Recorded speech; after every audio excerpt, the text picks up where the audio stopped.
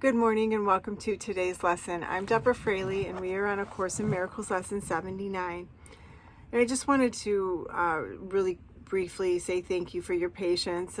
This is a travel weekend for me. I do travel for my profession, so I am back in my current place for a while. So I just wanted to let you know that we should be back doing our regular schedule starting tomorrow. So I know I had a little difficulty with uploading lesson 78 for some reason. It wouldn't want upload on my phone, so I had to upload it on my computer. So if you haven't been able to see that, these are self-taught lessons, and that's why I really encourage people to get the book. So in case things like this do happen, technical difficulties or my schedule, it is nice that you can do the lessons yourself and not rely on the videos per se, just in case I'm unable to get a video uploaded in a timely fashion. So, but we should be back on track starting tomorrow. Okay, so lesson 79. Let me recognize the problem so it can be solved. Number 1, a problem cannot be solved if you do not know what it is. Even if it is really solved already, you will still have the problem because you will not recognize that it has been solved. This is the situation of the world. The problem of separation, which is really the only problem, has already been solved. Yet, the solution is not recognized because the problem is not recognized. Number 2, everyone in the world seems to have his own special problems, yet they are all the same and must be recognized as one if the one solution that solves them all is to be accepted. Who can see that a problem has been solved if he thinks the problem is something else? Even if he is given the answer, he cannot see its relevance. Number 3, that is the position in which you find yourself now. You have the answer, but you are still uncertain about what the problem is. A long series of different problems seems to confront you, and as one is settled, the next one and the next arise. There seems to be no end to them. There is no time in which you feel completely free of problems and at peace. Number 4, the temptation to regard problems as many is the temptation to keep the problem of separation unsolved. The world seems to present you with a vast number of problems, each requiring a different answer. This perception places you in a position in which your problem solving must be inadequate and failure is inevitable. Number 5, no one could solve all the problems the world appears to hold. They seem to be on so many levels, in such varying forms, and with such varied content, that they confront you with an impossible situation. Dismay and depression are inevitable as you regard them. Some spring up unexpectedly, just as you think you have resolved the previous ones.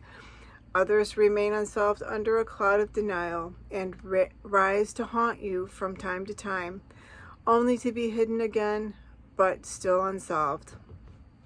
Number 6, all this complexity is but a desperate attempt not to recognize the problem, and therefore not to let it be resolved. If you could recognize that your only problem is separation, no matter what form it takes, you could accept the answer because you would see its relevance, perceiving the underlying constancy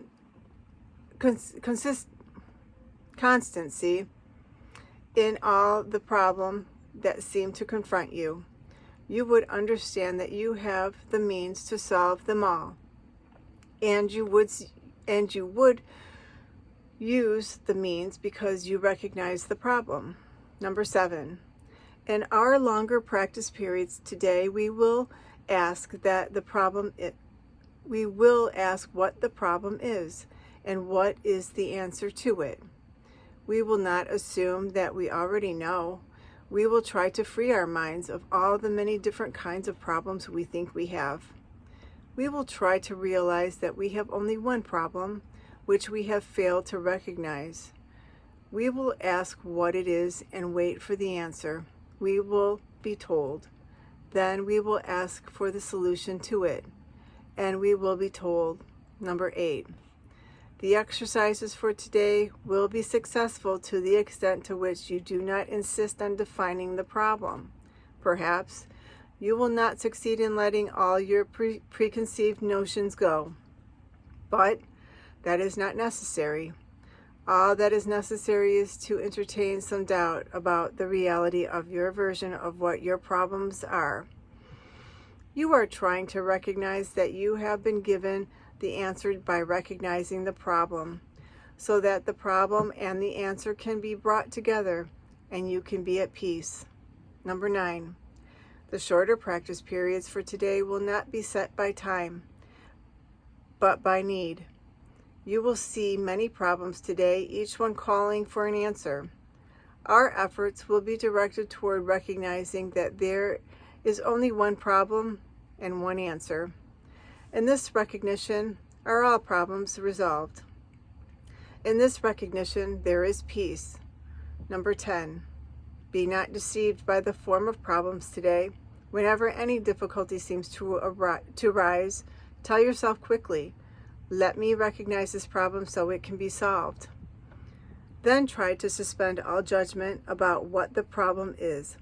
If possible, close your eyes for a moment and ask what it is. You will be heard and you will be answered. So that was lesson number 79. Let me recognize the problem so that it can be solved. I'm now going to channel the light language activation for today's lesson.